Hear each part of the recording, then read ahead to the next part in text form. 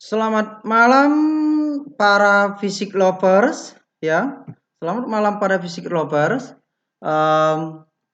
Sekarang kita akan membahas materi kita yaitu pesawat sederhana, ya. Pesawat sederhana. Apa itu pesawat sederhana? Iya, oke. Akan kita bahas. Pesawat sederhana adalah segala jenis perangkat yang hanya membutuhkan satu gaya untuk bekerja. Namanya sederhana, ya. Perangkat yang hanya membutuhkan satu gaya untuk bekerja. Contoh, ketika kamu ingin memindahkan berat ke tempat yang lebih tinggi, ya, maka kamu akan menggunakan yang namanya pesawat sederhana. Contoh katrol.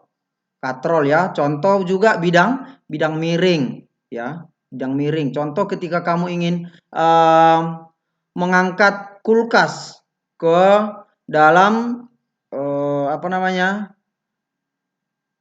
mobil pengangkutan, ya. Jadi ketika kamu angkat itu sendiri berat, maka kamu bisa gunakan bidang miring, ya. Itulah contoh pesawat sederhana.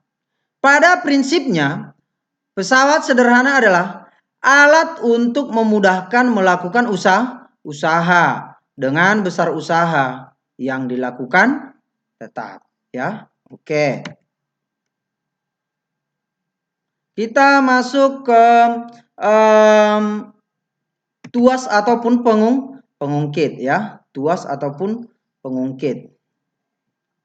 Ya, seperti ini dia. Inilah dia gambarnya, ya. Jadi ini adalah pengungkit ataupun alatnya, alat pengungkitnya. Dan di sini ada titik tumpuan, dan inilah beban ataupun contoh kita anggap batu, ya. Batu. Jadi kita harus memberikan gaya di sini untuk mengangkat batu besar ini, ya. Iya. Rumusnya W ataupun beban dikali LB. Inilah LB, ya. Ini LB. Lengan beban. Lengan beban itu adalah jarak dari titik tumpu, ya. Jarak panjang ataupun panjang dari tuas diukur dari titik tumpu ke panjang sampai ujung yang mengungkit beban, ya. Itulah LB-nya, lengan beban.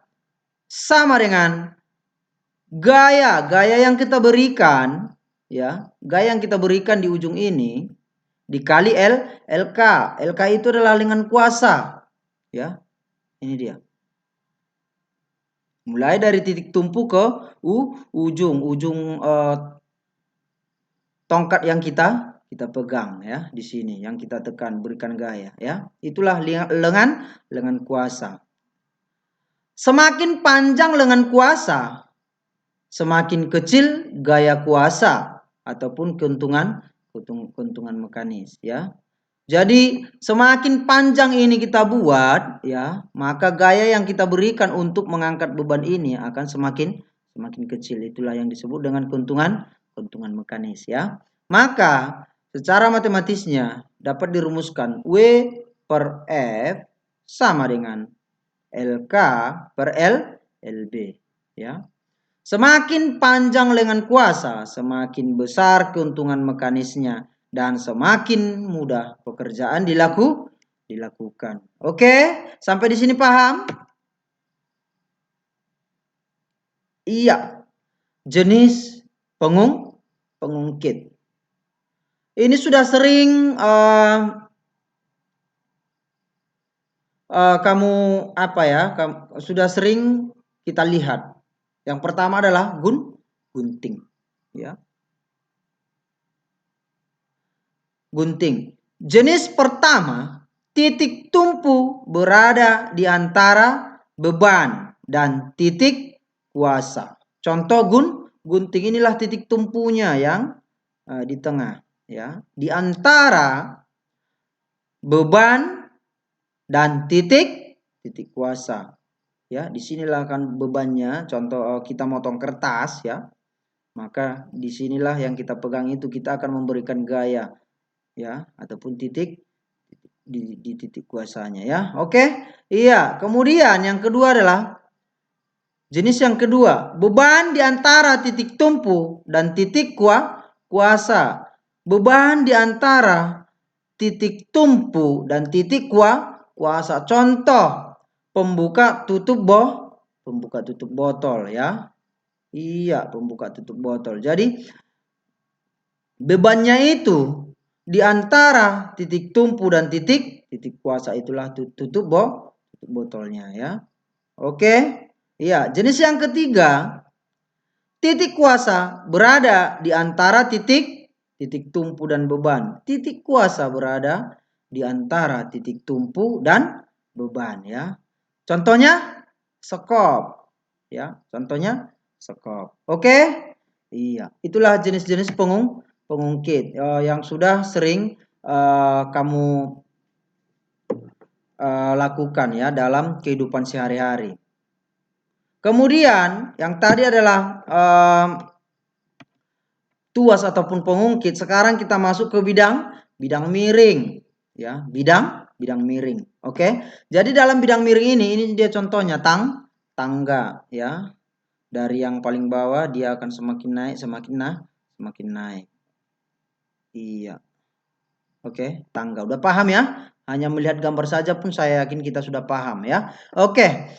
Keuntungan mekanisnya dapat dihitung dari persamaan berikut ini, yaitu W beban dibagi gaya yang kita berikan sama dengan S bidang kemiringan dibagi tingginya ya, H ya. Oke, di sini ada juga penjelasannya, keterangan. W sama dengan beban, S sama dengan panjang miring, dan F adalah gaya, dan H adalah tinggi bidang kemiringan ya. Untuk contoh soalnya nanti akan kita bahas pada pertemuan selanjutnya ya. Contoh soal khusus untuk bidang miring ya. Oke. Semakin tinggi bidang miring, semakin besar gaya kuasa, dan semakin kecil keuntungan mekanisnya. Sudah pasti ya. Artinya ketika kita mengangkat beban, semakin tinggi tempat beban ini kita pindahkan, maka besar ataupun gaya yang kita berikan harus semakin besar ya. Udah pasti ya. Oke ya. Oke, kemudian katrol. Tadi bidang miring, sekarang katrol. Katrol dapat merubah arah gaya. Berdasarkan tempat kedudukan katrol terbagi menjadi satu katrol tetap, yaitu bagaimana itu yang katrol tetap? Titik tumpu berada di antara beban dan titik kuasa ya. Titik tumpu di sini dia. Ya, inilah gambar katrol tetap ya. Inilah bebannya. Ini beban digantung dan titik kuasanya lah di sini ya. Jadi titik tumpunya di antara titik beban dengan titik kuasa ya. Maka untuk mencari keuntungan mekanisnya, LK per LB atau lengan kuasa dibagi lengan beban sama dengan satu dia. Oke? Iya. Kemudian katrol bergerak. Beban berada di antara titik kuasa dan titik tumpu. Seperti ini dia. Ini katrolnya yang bergerak. Katrolnya yang bergerak. Lihat gambarnya ya. Iya, katrolnya ini yang bergerak. Tadi ini bebannya ini yang bergerak. Katrolnya tetap ya di situ ya. Itu dia katrol bergerak. Untuk mencari keuntungan mekanisnya, LK per LB sama dengan 2. Tadi untuk katrol tetap 1, untuk katrol bergerak 2. Kemudian katrol ganda. Gabungan katrol tetap dengan katrol gerak ya. Lihat gambarnya. Ya. Jadi ini yang di atas ini adalah katrol tetap dan yang di bawah ini yang bergerak. Paham ya? Udah bisa memahami gambar ini ya? Oke. Di mana untuk mencari keuntungannya itu sama dengan jumlah talinya. Oke? Iya.